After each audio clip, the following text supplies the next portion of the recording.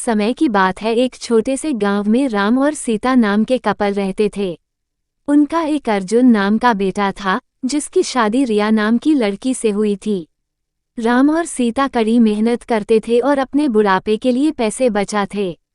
रिया बहुत लालची लड़की थी और हमेशा अपने लिए और चीजें चाहती थी।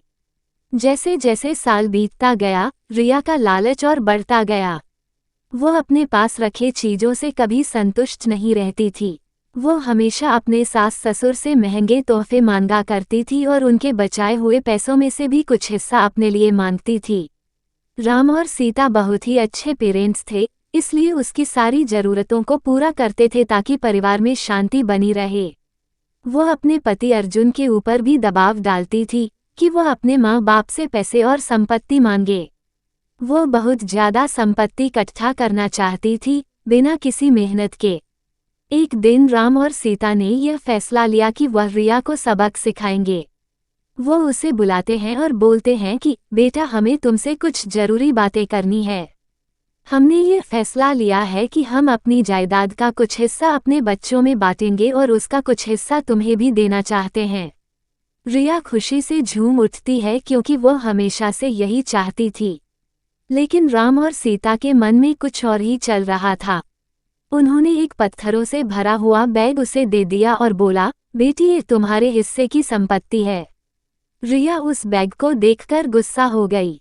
उसने उस पत्थर से भरे हुए बैग को जमीन पर फेंका और जोर से चिल्लाते हुए बोली कि मेरी मजाक उड़ाने की तुम्हारी हिम्मत कैसे हुई?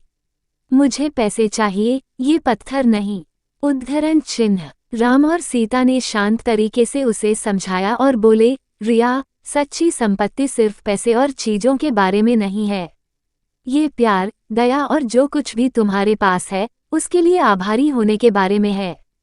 हमने हमेशा तुमसे प्यार किया है और तुम्हारी देखभाल की है, और यह पैसों से भी अधिक कीमती है। रिया को एहसास हुआ कि वह लालच में कितनी अंधी हो गई थी। उसको अपने किए गए बर्ताव के लिए पछतावा होने लगता है। उसने अपने सास और ससुर से माफी मांगी और अपने तरीके बदलने का वादा किया। उस दिन के बाद से उसमें बदलाव आया और वह एक अच्छी बहू बन गई। रिया के बदलाव की बात पूरे गांव में फैल गई और सभी ने एक बेहतर इंसान बनने के लिए उसकी प्रशंसा की। रिया अपने परिवार का ख्याल रखते हुए और उनके बीच मिले प्यार के लिए आभारी होकर हमेशा खुश रहने लगी। सच्चा धन प्यार, दया और जो हमारे पास है उसके लिए आभारी होने से आता है, न कि हमेशा और अधिक चीजों की चाह रखने से।